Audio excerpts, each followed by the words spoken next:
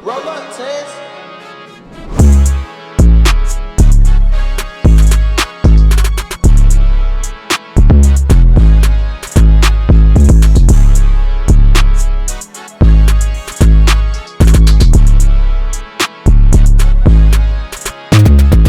What's good with y'all, man? My name's Tej, and in this video I'm gonna be showing y'all how Wheezy makes brass and orchestra beats for artists like Gunna, Young Thug, and Nav. I made this beat from scratch, so I'm gonna be showing y'all how to make the sample along with adding drums to it. If you're new to my channel and you like these types of videos, be sure to hit subscribe. And if you want all the latest on these videos or anything else I'm working on, follow me on Instagram. Be sure to stick around for the whole video, and I think I've said enough, so let's hop into the sample.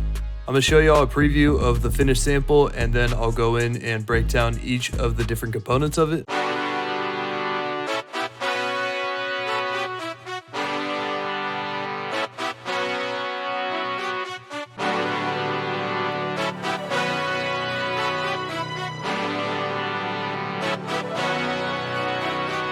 I want to start by talking about the tempo. The one that I have for this sample specifically is 113 beats per minute. And I'd say anything between like the 110 and 125 range probably works pretty well. Jumping into my first melody sound, I opened up Roland Xenology Pro and I got this brass section preset. I put in this pretty straightforward chords pattern. The key to the sample is B minor. And in these chords here, I'm mostly just using these three notes or some sort of rendition of them, which is just a B minor chord. And so I just started with this. I wanted to add a little more depth to just this chord. So what I did is I just copied these down an octave and then I just moved that F sharp up to G. This second part right here is pretty much just this copied over, but just moving this D down to C sharp and then just copying the B up by one octave and just using several notes from the B minor scale. I just made these filler chords to kind of lead into the second. And similar to that over here, I have just a few notes that kind of lead back into the original part of the loop. And so you may notice that there's changes in the velocity and also the note placement. I didn't actually play this in by hand. I mainly went in and adjusted some of the lengths of each of the notes. I also highlighted some of the notes here, and then I hit Alt S on my keyboard to open up the Strumizer tool. And then just using this knob right here, I was just able to adjust the amount that my notes were strummed. And so I just took that, I copied it over for the second half of the loop, and I just made a few note changes right here, and I added a little bit of extra depth to these couple chords here.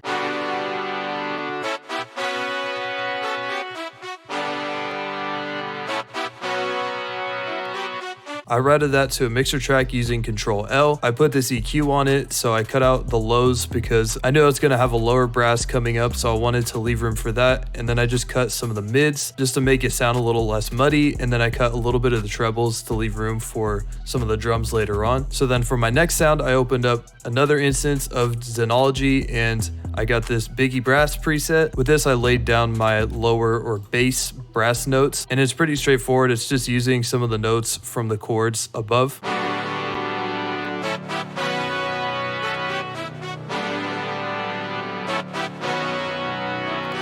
In the mixer track, I put on this EQ and I just cut out the sub frequencies. And after I had those first two melodies, I opened up X-Band and I got this Legato and Tremolo Strings preset. And I put in this pattern right here. And this probably looks kind of complicated, but it's actually fairly simple. I started this pattern by penciling in these notes that I wanted to sustain. And these transition notes right here is just me running up the B minor scale so that it just kind of transitions into the higher notes. Similar to the first pattern, the different changes of velocities and positions. I'm trying to make the sample sound as real as possible, like we recorded it with live instruments. So by itself, this melody sounds like this.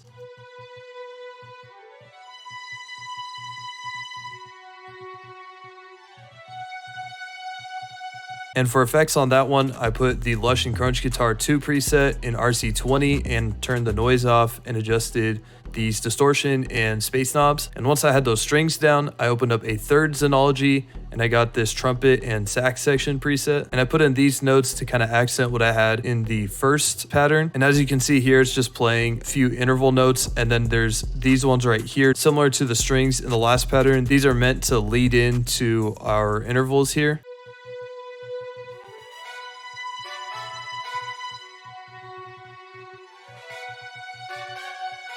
and I just threw some reverb on that. I believe this is the default preset. I just adjusted the dry and wet knobs. And then for my last melodic sound, I opened up the spiccato up and down preset again from the string section in Xband. And with this, I was doing something fairly similar to the last two patterns where I was just creating a lead in for the two chords.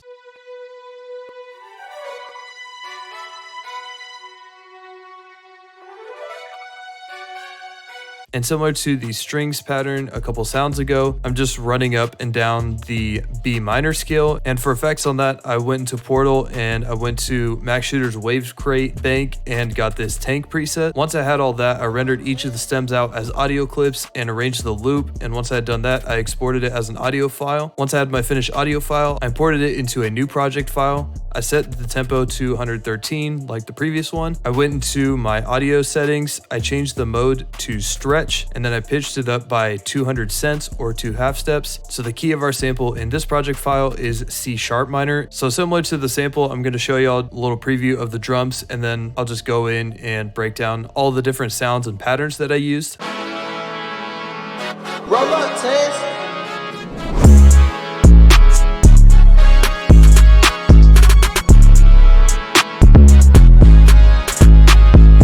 The first drum sound I want to talk about is my snare.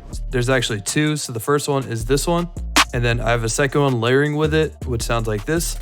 And I just kept this really simple. I had this where I typically have a clap on the beat, so on the third beat of each measure.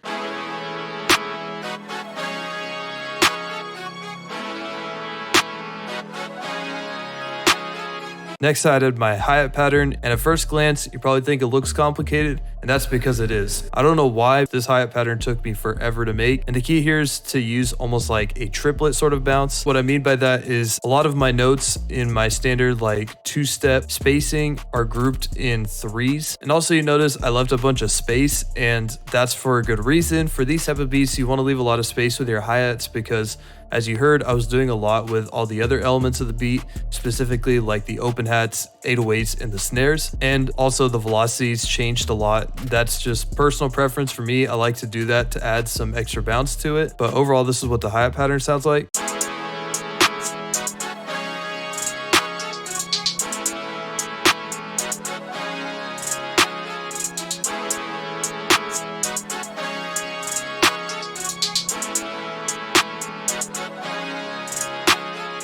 Oh, and also Wheezy likes to use these lower notes like right here.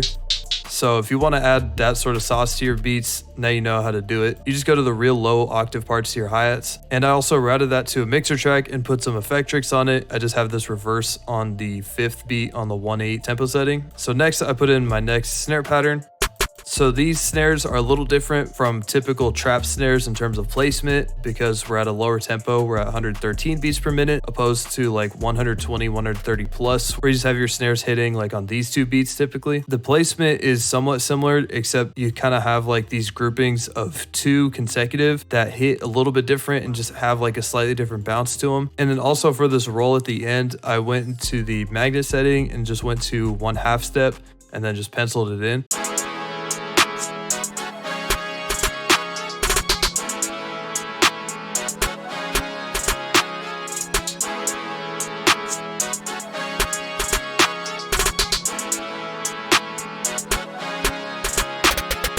Once I had all my snares and hi-hats down, I put in my open hats. So for this pattern, this is a lot more complicated than what I'd normally do. But again, like I was saying, I was trying to keep those hi-hats simple so I could really just do a lot with different sounds. I only really made the first half of this pattern. The second half is just the same thing. And I just had my open hats hitting on the 1st and 4th beat, like my core ones. And then these are just kind of meant to accent and lead back in.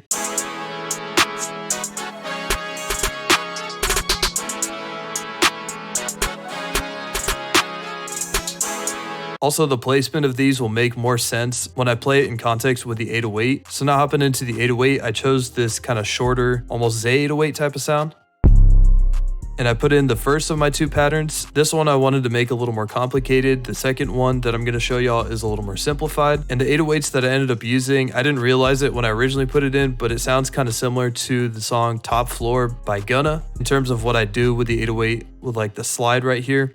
But other than that, I think the 808 itself is pretty straightforward. It's just following the pattern of going from first note in the scale to fifth note in the scale and just back and forth. Of course, with all the different accent notes and whatnot.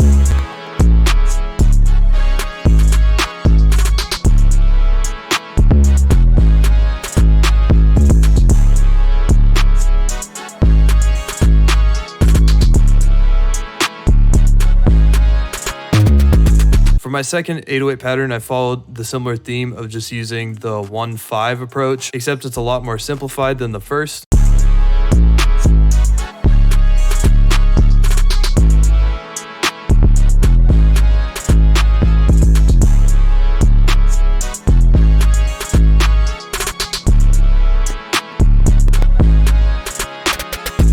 That's all I got for this video. Hope y'all enjoyed it and you found it helpful. If you enjoyed it, be sure to leave a like and let me know what you'd like to see me do next in the comments. And that concludes it for this one. Thank you for watching. Peace.